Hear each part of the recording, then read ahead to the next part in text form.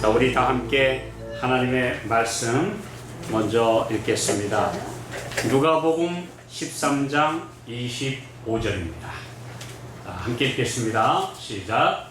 집주인이 일어나 문을 한 번 닫은 후에 너희가 밖에 서서 문을 두드리며 주여 열어주소서 하면 저가 대답하여 가로되 나는 너희가 어디로서 온 자인지 알지 못하노라 하리니. 문이 닫히면 더 이상 기회가 오지 않는다 라고 하는 것을 성경에서 여러 번 이야기하고 있습니다. 그래서 오늘 제가 드리고자 하는 말씀은 문이 닫히기 전에 그 문이 어떤 문인지, 영생을 위한 마지막 은혜의 시기가 끝나는 것인지, 또 때로는 우리 삶에서 하나님께서 주셨던 마음의 문이 닫혀버려서 빛에 대하여 주님이 주시는 특별한 마지막 메시지의 기별에 대해서 우리가 마음이 닫히면 안 되겠다. 내 마음이 닫히면 참 어렵습니다. 특별히 젊은 사람들이 사랑을 했어요. 그런데 어느 날 점점 더 마음이 식어졌어요. 어느 날 마음이 딱 돌아섰어요. 열립니까? 잘 안 열립니까? 안 열려요. 안 돼요. 마음이 한번 딱 닫히고 나면 안 열립니다. 거의 열리기 어렵습니다. 제가 본 바로는 어려워요. 그렇기 때문에 오늘 여기에서 닫히기 전에 라는 말씀이 최후의 운명이 결정되는 그 문만을 의미하는 것은 아니다라는 것이죠. 오늘 예수님께서 주시는 그 사랑의 호소나 빛에 대해서 우리가 마음을 점점 닫다 보면 나중에 딱 닫혀버리면 나중에 세상 없는 주님의 음성이 들려도 내 마음이 감동받지 못해요. 은혜 받지 못해요. 그리고 깨우침을 받지 못해요. 그래서 여기에 이 말씀들을 우리가 적용할 때는 자꾸 마지막에 문이 닫히기 전에만 믿으면 된다라고 생각하는데 그렇지 않습니다. 가장 중요한 문은 지금 나에게 주시는 말씀의 호소에 내 마음을 여느냐 닫느냐, 또 사랑하는 우리의 형제 자매들과 이웃들을 향한 주님의 사랑에 그 반응하는 마음이 열리느냐 닫히느냐에 따라서 내 운명도 점점 더 결정돼 가는 것이지. 그래서 여러 말씀을 보면요, 하나님이 어떤 사람을 멸망시키시거나 그 사람을 버리시는 게 아닙니다. 사실은 자신이 버리는 것, 자신이 멸망의 길을 가는 것입니다. 점점 더 우리 주님의 은혜에 대해서 마음을 닫다 보면 나도 모르게 점점 닫혀서 나중에는 앉아 있어도 마음이 열리지 않아요. 전혀 믿어지지 않는 사람에게 믿으라고 하는 것 됩니까? 안 됩니까? 안 돼요. 안 됩니다. 창조, 부활, 재림, 이 귀한 진리들을 안 믿어지는 사람에게 믿으라고 하는 것처럼 어려운 거 없어요. 아니라고 하는데, 내 생각에는 아니라고 하는데 입술에서 내가 믿습니다 한다고 되는 건 아니에요. 그래서 오늘 우리 마음 문이 열리는 것, 내가 우리 주님께서 나에게 주시는 빛과 진리와 또 우리가 가야 될 확실한 노선에 대해서 내가 긍정하고 예 그렇습니다, 그것이 주께서 나에게 보여주신 길이니까 제가 좁은 길이라도 가겠습니다 라고 내 마음을 열지 않으면 마음의 문이 점점 닫혀진다. 우리가 하나님께서 주시는 마지막 문이 닫히는 걸로 생각하는 것보다는 더 중요한 것은 내 마음의 문이 닫히기 전에 주님을 향하여 마음을 열어야 된다는 것입니다. 이게 아주 중요한 것입니다. 창세기 7장 1절, 너와 네 온 집은 방주로 들어가라. 그리고 나서 7장 16절에 보면 노아와 그의 8 식구가 들어간 후에 여호와께서 방주 문을 닫아 버리셨다고 했습니다. 근데 그 육중한 방주의 문이 닫힌 후에는 다시 들어갈 기회는 사라졌습니다.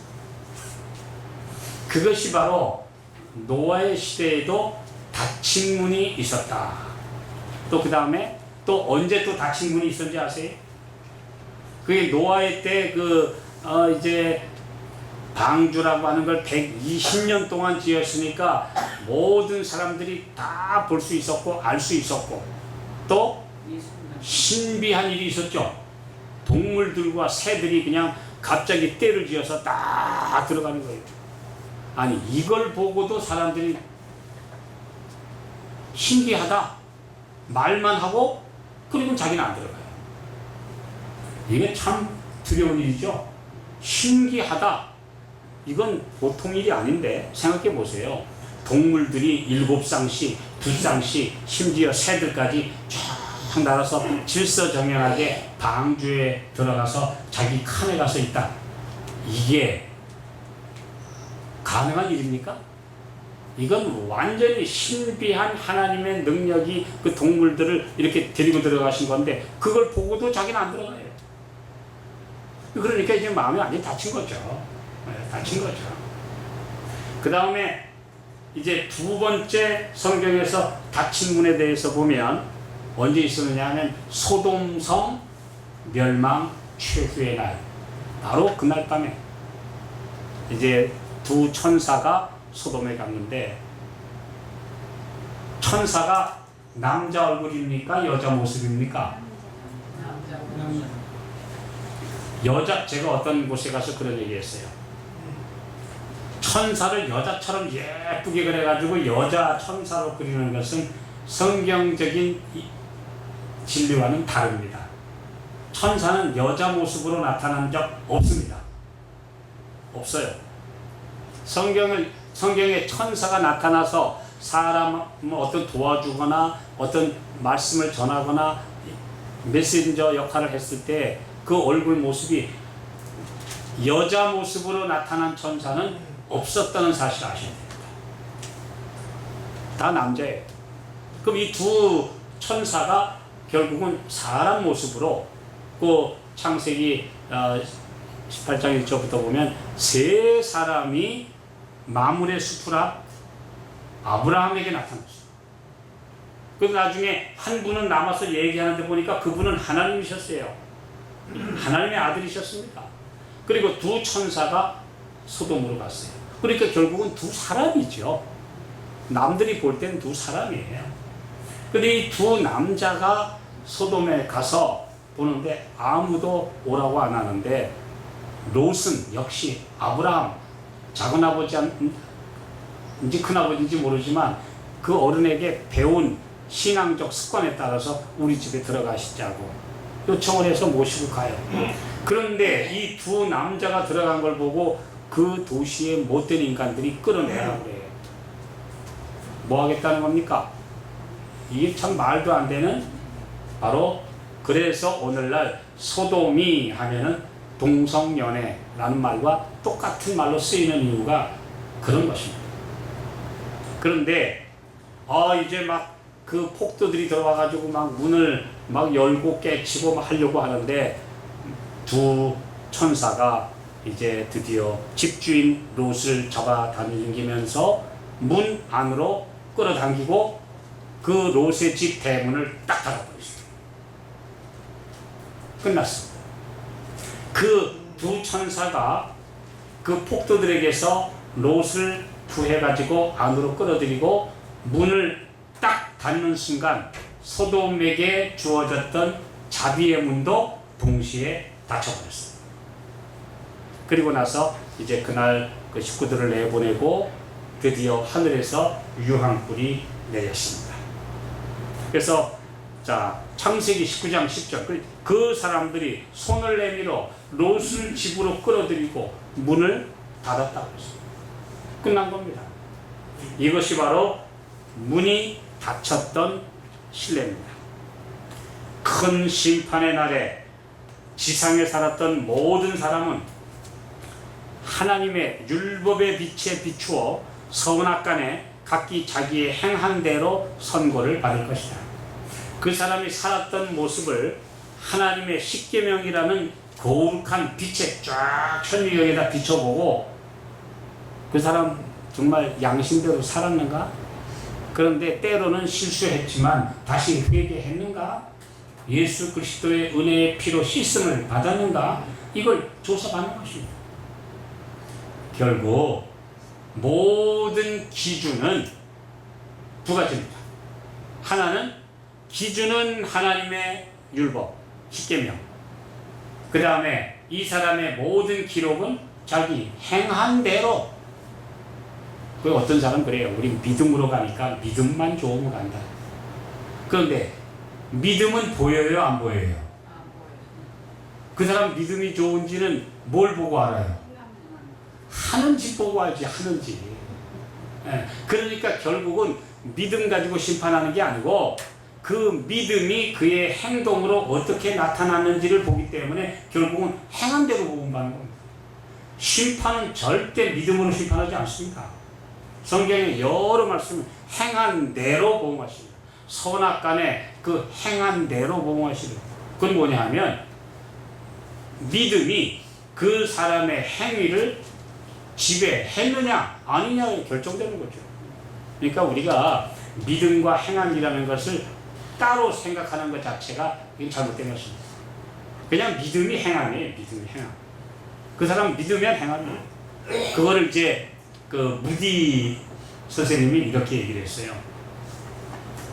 만약에 당신은 믿음과 행함이 다르다고 한다면 잘못된 것이다. 왜냐하면 만약에 당신이 기차를 타고 있다고 생각해보라. 만약에 저 뒤에서 불이야 하는 소리가 났는데 그거 불났어? 그래? 그럼 나 불난 줄 믿어. 그리고 가만히 있는 사람 있습니까? 불났으면 어디에? 진짜 불났어? 그럼 빨리 뛰어내려야지. 뭐가 움직여요? 행동이 따르는 거예요. 행동이 따르는 거. 행동이 따르지 않고 나 불난 거 믿어. 그건 믿는 게 아니죠. 불났으면 빨리 확인하고 뛰어내려야 되죠. 그렇기 때문에 행동이 따르지 않는 믿는다는 말은 그 믿는다는 주장이지 믿음이 아닙니다. 그러니까 결국 심판은 행함으로 받는 것은 그 사람 믿었다는 게 진짜 백인지 가짜인지 그거 드러나는 게 행동입니다. 이 분명히 성경 말씀은 그렇게 말씀하고 있습니다. 모든 사람은 하나님의 율법의 빛에 비추어 선악간에 각기 자기의 행한 대로 선고를 받을 것이다. 한없이 무거운 인간의 죄짐을 지시고 고개를 숙이고 있는 신비로운 희생 제물이 있는 십자가 앞에 죄인들은 정죄를 받은 채 서 있을 것이다. 모든 핑계와 거짓된 변명은 순식간에 쓸려나갈 것이다. 인간의 배도의 그 사악한 성질이 드러날 것이다. 사람들은 그들이 선택한 것이 무엇이었는지를 깨달을 것이다. 그때서야 그들은 평강의 왕이신 그리스도 대신에 바라바를 택한 것을 깨달을 것이다. 그러니까 하나님의 거룩한 빛에 비추어 보면 내가 그리스도 앞에 가서 용서함 받고 매일 자기의 부족한 것을 뉘우치고 사함을 받았는지, 아니면 자기의 그 완고한 거짓, 자기 고집, 품성 이거 그대로 가지고 그대로 있었는지 그날 드러난다 이겁니다. 그것이 바로 심판입니다. 어떤 달란트를 가졌든 어떤 지혜를 가졌든 간에 진리를 거절하는 사람은 그때에 하나님께로 돌아설 능력이 없다. 노아 시대에 그 방주의 문이 닫힌 것 같이 이미 문은 닫혔기 때문이다. 하나님께서 너는 안 돼 라고 보통 사람들 문을 닫으시는 게 아니라 자기가 스스로 마음문을 자꾸 완고하게 닫아서 결국은 문이 닫혀버리는 것입니다. 다 닫혀버렸으니까 이제는 마지막 끝났다라고 선언하시는 겁니다. 우리가 보통 마지막 은혜의 시기가 끝나는 것을 하나님께서 딱 선언하십니다. 그럼 얼마나 억울하겠어요, 어떤 사람? 하나님, 1시간만 더 참아주셨으면은 저 사람 회개할 수 있었는데 왜 빨리 닫으셨습니까? 라고 할 수 없어요.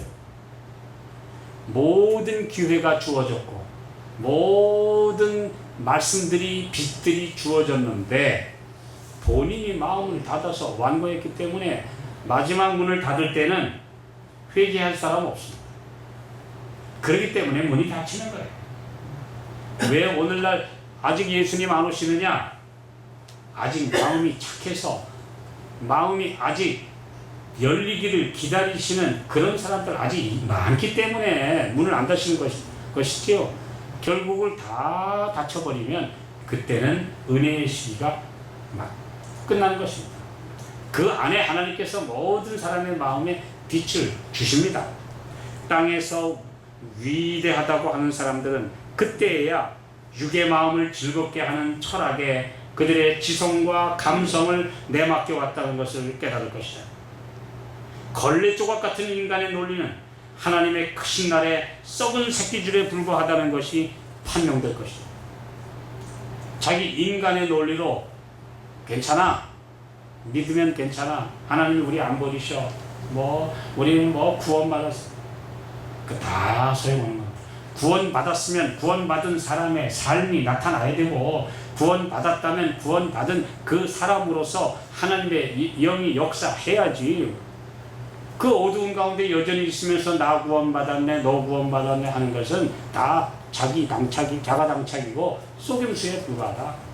그건 바로 스스로 속는 것이라는 것입니다. 이것이 하나님께서 우리에게 말씀하십니다. 제가 며칠 전에 한 사진을 봤어요.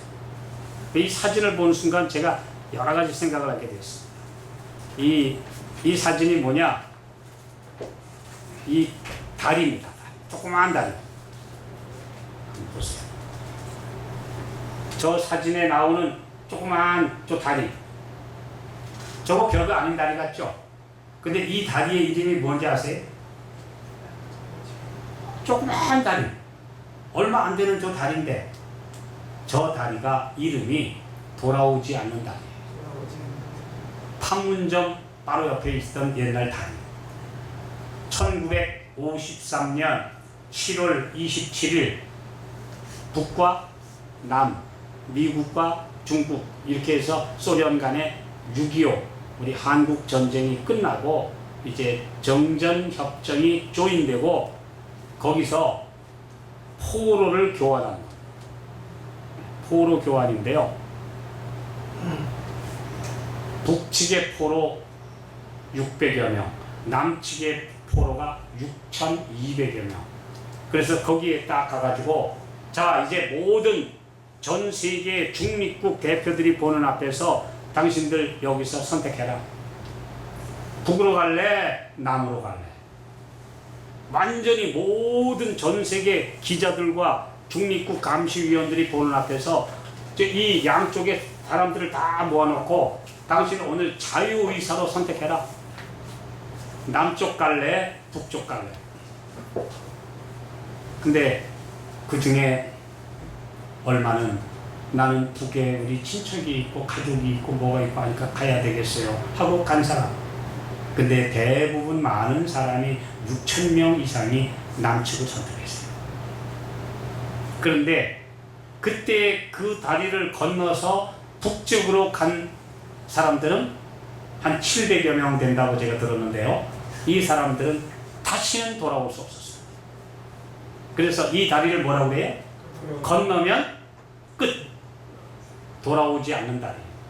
그래서 그 다리의 이름이 지금도 돌아오지 않는 다리입니다. 저는 돌아오지 않는 다리라서 꽤 큰 다리인 줄 알았어요. 근데 저 사진을 보니까 저렇게 조그마한 다리고 지금도 이렇게 나무들이 있고 아주 별거 아닌 동네 조그마한 다리 같아 보이죠? 냇물 하나 흐르는 조그마한 다리 같아 보이는데 저 다리가 수백 명의 운명을 결정지어서 그 다리 건너간 사람들은 그 후로 다시 내려올 수 없었습니다. 근데 오늘 우리 인생에도 돌아올 수 없는 다리를 매일 건너는 사람들이 있어요. 죽음으로 건너기도 하고 마음이 완악해져서 건너버리기도 하고 끝나는 겁니다. 그래서 가끔 가다가 저는 뭐 이렇게 팝송에 대해서는 잘 모르고 듣지도 않는데 어떤 때 보면은 뭐 울지 말아요. 우리 운다고 사랑이 다시 돌아오나요? 뭐 이런 노래가 있더라고 옛날에 보니까. 예. 운다고 사랑이 다시 돌아오느냐? 그 말은 뭐예요? 문이 닫혔다. 아무리 거기서 우리 그러지 말고 옛날에 행복했던 시절로 돌아가요 하고 울며 불며 해도 이제 한쪽의 마음이 꽉 닫혀버리는데 돌아오나? 안 되죠. 그게 바로 오늘날 이 세상의 슬픈 이별의 노래들이다 이거죠. 이거 오늘 우리가 하나님께서 우리에게 말씀하시는데 우리가 문이 닫힌다는 말을 꼭 마지막에 운명이 결정되면 끝났다 이렇게 교리적으로 성경 진리만으로 이해해서는 안 됩니다. 가장 중요한 닫힌 문은 먼저 내 마음에 있다는 사실. 우리의 마음이 닫히면 더 이상 돌아서지 않는다는 사실 기억하게 되는 것입니다. 자, 우리 마태복음 25장 한번 보시죠. 자, 읽겠습니다. 마태복음 25장 10절 시작. 저희가 살아간 동안에 신랑이 오므로 예비하였던 자들은 함께 혼인잔치에 들어가고 문은 닫힌지라. 우리 열 처녀의 비유에서 미련한 5 처녀가 기름 떨어진 것도 모르다가 결국은 나중에 기름을 어떻게 구해가지고 오니까 문은 닫힌지라. 이게 재림 전에 은혜의 시기가 끝나는 것을 말하는 것입니까? 그렇지 않습니다.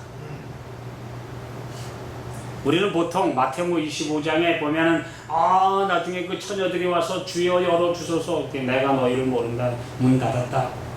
이건 이제 마지막에 이제 문이 닫혀서 구원 못 받는 거다. 보통 그렇게 많이 설교를 하죠.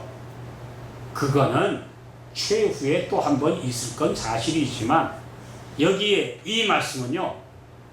빛이 주어졌는데도 거절했던 하나님의 백성들에 대한 이야기입니다.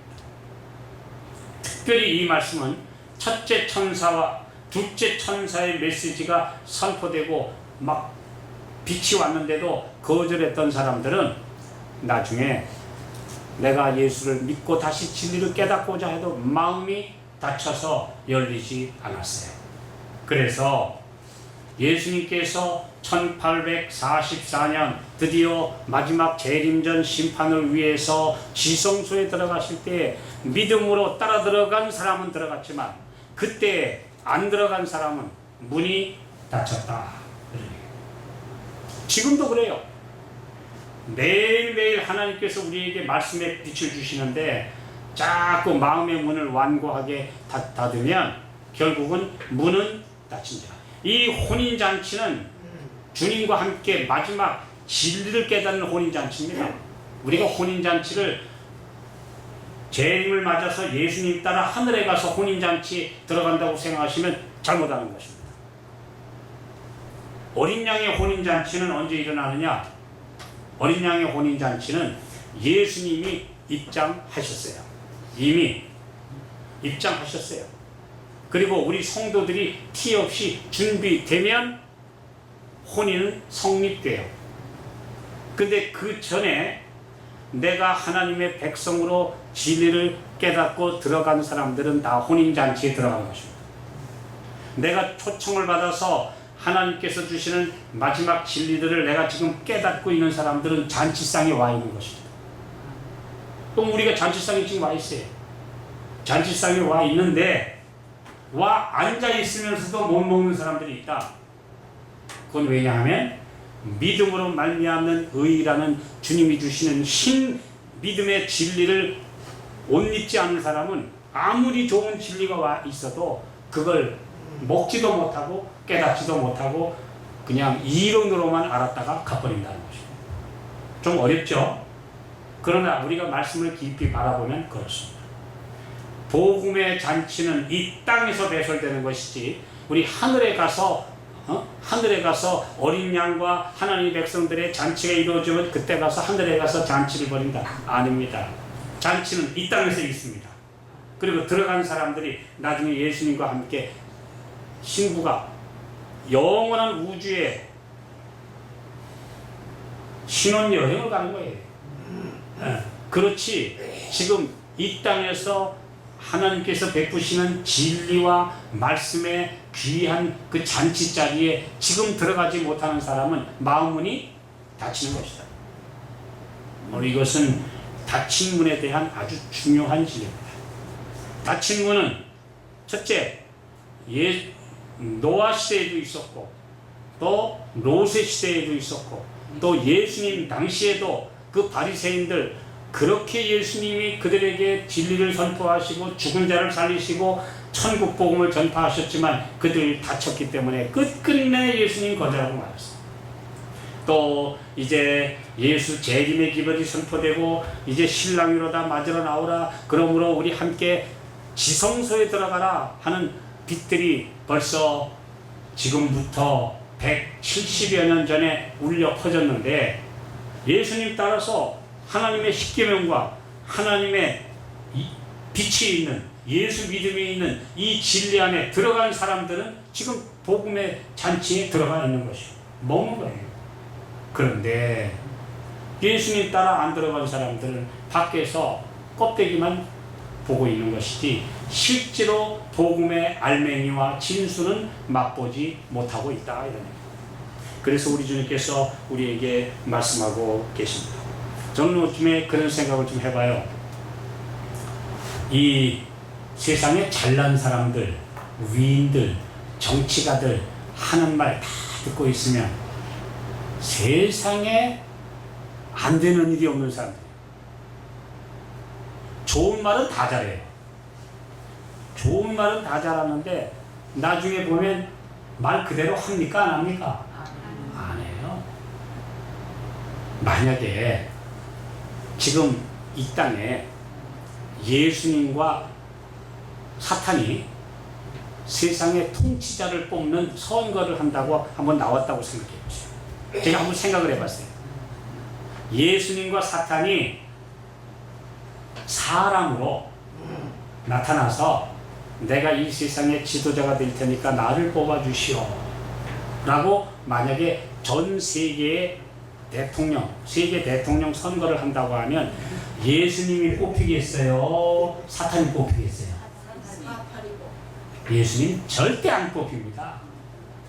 예수님은 있는 그대로를 얘기하시거든요.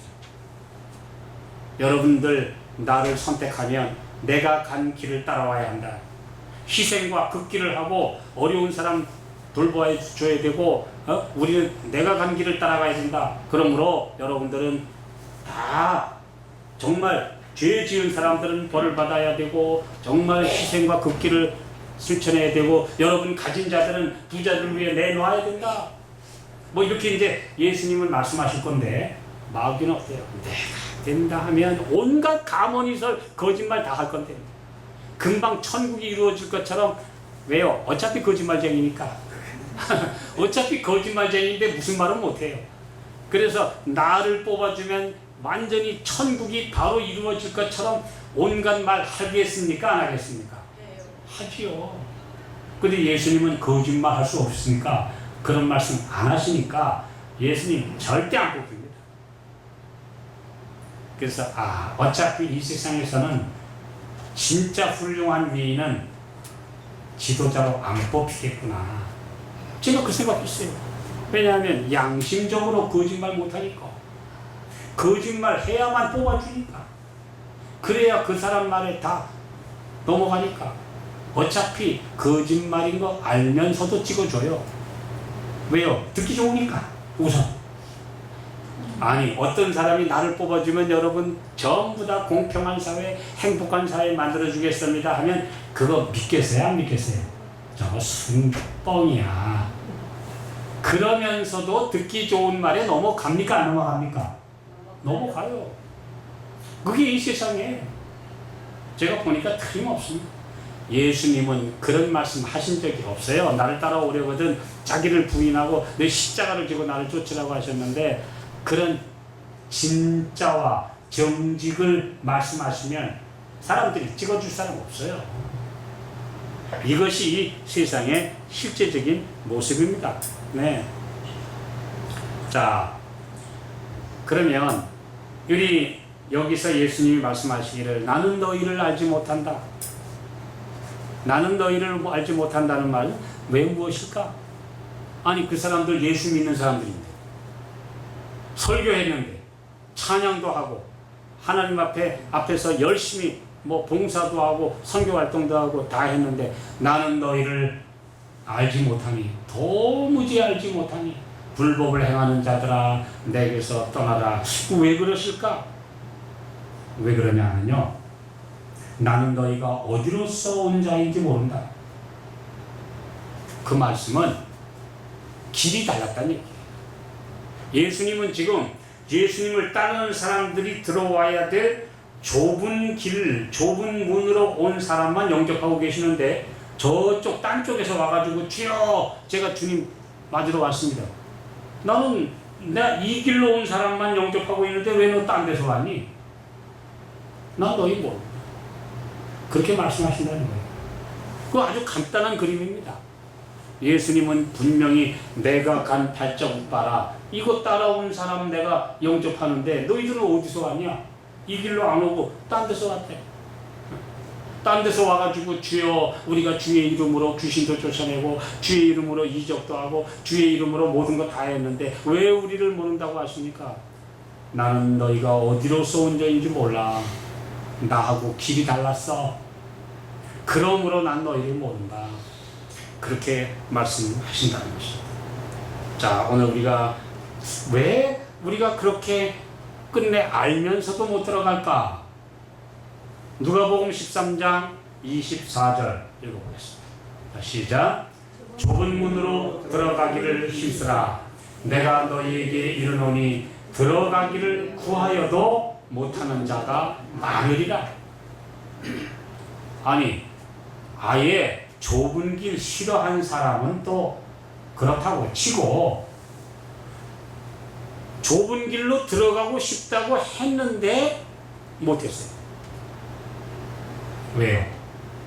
좁은 길로 들어가자면 우선 낙타가 바늘길로 들어가듯이 가진 건 내놓고 가야 되는데 그걸 버리지 못하니까 그 좁은 문으로 못 들어가는 거죠. 들어가기를 구한다고 하면서도 실제로 자기 어깨에 진진 든 거 이거 내려놓지를 못했기 때문에 못 간다는 거예요. 사람들이 가진 거 내려놓기가 힘듭니다. 그래서 저는 제가 참 감사한 것은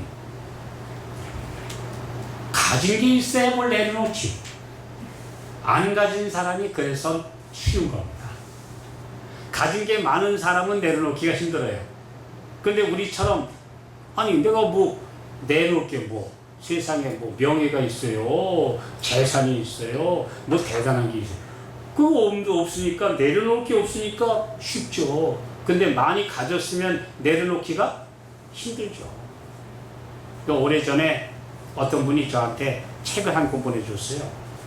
그게 뭐냐면 하버드 대학을 나온 한 사람이 여러 방황을 하다가 예수님을 만나고 이제 자기 모든 거 내려놓고 하버드 대학 박사까지 한 이 인재가 몽골에 복음 전하러 갔다는 얘기예요. 우리 개신교회 선교사인데요. 근데 그 제목이 뭔지 아세요? 그 책 이름이 내려놓음입니다. 내려놓음. 그 내려놓음이라는 책이에요. 책 자체가. 그래서 제가 그 책을 읽어봤더니 자기가 가진 것, 학벌, 하버드 대학 박사로 자기가 꿈이 많았던 거 이런 거 다 내려놓고 그가 몽골에 선교사로 갈 때까지의 예수 믿고 깨달은 거 썼어요. 그러니까 내려놓음이. 근데 다 내려놓고 몽골에 갔는데 그 사람들은 순진하고 아멘하고 몽땅 다 따라오던가요? 거기 갔는데도 여전히 어려움은 첩첩 있어요. 근데 가가지고 또 어려우니까 그 다음에 자기 가지고 있는 성격 이런 건 나옵니까? 안 나옵니까? 나오죠. 거기 가서 또 자아를 내려놓는 싸움을 하게 되는데, 거기 가서 5년간 있으면서 자기가 깨닫고 자기가 남아있는 그 알량한 자존심까지 다 내려놓고 넣는 경험을 쓴 책이 두 번째 책을 썼어요. 그 두 번째 책 이름이 뭔지 아세요? 더 내려놓음이에요. 첫 번째 책은 내려놓고, 두 번째 책은 더 내려놓고. 실제로 그 서점이 있어요. 네, 서점이 있어요. 그래서 제가 그걸 읽어보면서, 근데 내가 볼 때는 마지막 한 권을 더 써야 되겠다. 완전히 내려놓고. 네? 완전히 내려놓고. 그렇지. 우리도 마찬가지로 마지막 한 권 더 써야 되겠는데, 그건 다 내려놓고. 내려놓고, 더 내려놓고. 그래도 아직도 남아있는 자아, 요거까지 다, 그러니까 다 내려놓고, 이러면 하늘 간다. 맞습니까? 아, 네. 그렇습니다. 여러분, 우리가 그렇게 될 때에 완전히 내 마음의 문은 활짝 열리고 주님은 들어오신다. 저는 그 말씀들을 생각해 보면서 아직 우리도 내려놓지 못한 게 너무 많다. 내려놓는다 하면서도 아직도 못 내려놓고 이렇게 맨날 끙끙 앓고 살고, 누가 한마디 하면은 자존심 상하고, 누가 뭐라고 하면은 방어 태세가 돼 있고, 우리가 왜 그렇게 살았느냐? 이 내려놓지 못했어. 오늘 주님께서 우리에게 말씀하십니다. 자, 분명히 이 문은 열려 있는데, 기회는 얼마든지 있었는데도 원하기는 하면서도 못 내려놓은 것. 이 비극입니다. 왜냐하면 언젠가 또 나중에 그러면서 안 내려놨어요. 그래서 못 들어간 겁니다. 마지막으로 우리 하나 더 보겠습니다. 계시록 3장 8절 시작. 볼지어다 내가 네 앞에 열린 문을 두었으되 능히 닫을 사람이 없으리라. 여기까지 읽겠습니다. 분명히 우리 주님은 내 앞에 열린 문을 두었다. 능히 닫을 사람이 없다. 물론 빌라델비아 교회에게 하신 말씀인데, 이 말씀은 기나긴 중세 암흑시대가 끝나고 내가 너희에게 선교의 문, 기회의 문, 복음의 문 활짝 열었다, 이 말씀입니다. 그래서 1700년대부터 열리기 시작한 전 세계 복음의 문이 누가 뭐래도, 어떤 독재자가 핍박을 해도 닫힌 적이 없어요. 이만큼 예수님 재림 전에 마지막 닫히기 전까지 문을 열어놓으셨으니까 거기 들어갈 수 있어요. 언제든지. 지성소의 문도 열렸고 복음의 문도 열렸고 기회는 다 열렸어요. 그런데 마음의 문을 닫으면 아무 소용이 없다는 거죠. 주님은 우리에게 문을 닫아놓으신 적 없다. 닫히는 건 내 마음이지. 오늘 내 마음의 문이, 주님을 향한 사랑의 문, 형제를 향한 사랑의 문이 닫히기 전에 오늘 우리가 마음을 열기를 주님은 원하고 계십니다. 그리스도께서 우리를 위하여 열어두신 그 문은 사람도, 사탄도, 지옥의 권세도 닫을 수 없다. 단 그리스도인이라는 사람들이 죄 가운데 방종하거나 하늘의 빛을 거절함으로써 문을 닫아버리는 것이다. 예수님께서 열어놓으신 문은 지옥의 권세도, 사탄의 권세도, 어느 인간도, 독재자도 닫지 못한다. 그런데 오직 닫는 것은 자기 자신이 닫는 거다. 그리스도의 빛을 거절하고, 말씀의 빛을 거절하고, 성령의 호소를 거절함으로 마음이 점점 굳어지고 있는 것이다. 이게 슬픈 일이죠. 주께서 우리에게 말씀하십니다. 자, 마지막으로 한 절 읽고 마치겠습니다. 잠언 5장 11절부터 보겠습니다. 13절까지 시작. 두렵건대 마지막에 이르러 내 몸, 내 육체가 쇠퇴할 때 내가 한탄하여 말하기를 내가 어찌하여 훈계를 싫어하며 내 마음이 꾸지람을 가벼이 여기고 내 선생의 목소리를 청종치 아니하며 나를 가르치는 이에게 귀를 기울이지 아니하였던 이사야 30장 21절에 보면 주께서 환난의 떡과 고생의 물을 주시나 내 스승은 숨기지 않았대. 우리의 가장 위대한 스승은 성령이십니다. 그가 오셔서 죄에 대하여, 의에 대하여, 심판에 대하여 세상을 책망하고 가르치신다 했으니까 이 세상 최고의 스승은 성령이에요.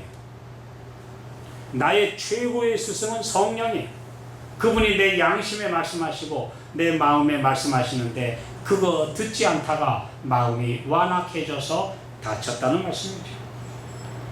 오늘 문이 닫히기 전에 제가 며칠 전에 한 글을 보니까 그래요. 나는 이래도 되는 줄 알았는데 파티도 즐기고 참 고기도 즐기고 나는 내 위는 튼튼한 줄 알았는데 나 며칠 전에 암 4기 선고를 받았습니다. 나는 예수도 믿었고 건강 기도도 들었는데 그래도 나는 튼튼하다. 어때? 그리고 내 마음대로 먹고 마시고 살았는데 내가 암 4기 선고를 받았습니다. 주님께서 나에게 그렇게 좋은 말씀들을 주셨는데 나는 그거 다 무시했습니다. 그런데 나는 이제 선고 받았습니다. 제가 그 글을 보면서 정말 우리에게 주신 그 좋은 말씀들이 있는데 내가 무시하다가 어느 날 선고를 받으면 어떡하나. 안타깝죠? 더 안타까운 것은 그래도 그분은 건강의 문은 닫혔지만 믿음의 문은 열렸어요. 그러니까 아직 비극은 아니에요. 일시적인 생명의 문은 닫혀갈지 모르지만 나에게 주신 빛의 문은 아직 열리지 않았어요. 열렸으니까 깨닫고 주님 앞에 회개하고 주님 붙들면 되니까. 그런데 자기가 버림받은 것은 모르고 문이 닫힌지도 모르고 살아가는 그 닫힌 문에 있는 사람들이 너무나 비극이에요. 오늘 주께서 우리에게 말씀하십니다. 문이 닫히기 전에 우리는 예수 재림 전에 은혜의 시기가 닥친다. 그때까지만 내가 살아가면 된다라고 자신을 자위할지 모르지만 중요한 것은 지금 내 마음이 사랑과 은혜와 자비와 너그러움에 대해서 점점 완악해지고 닫혀가고 있지 않은가. 주님께서 주시는 말씀의 빛에 대해서 점점 닫히고 있지 않나. 이게 더 큰 문제라고 하는 사실. 오늘 우리가 깨닫고 그 말씀에 대하여 마음을 열고 오늘 성령께서 내 마음을 부드럽게 다시 만들어 주시도록 재생시켜 주시도록 그분에게 맡기는 것이 우리 성도들의 가장 큰 할 일이라는 사실. 우리 제 자신의 해야 할 가장 큰 할 일이라는 사실. 우리 한번 우리 모두가 깨닫고 문이 닫히기 전에 마음이 굳어지기 전에 우리의 마음을 열어서 주님을 향하여 말씀을 향하여 우리의 이웃 옆에 있는 내 가족과 우리의 형제들을 향하여 사랑의 마음을 활짝 열게 되시기를 바라면서 말씀 마치겠습니다.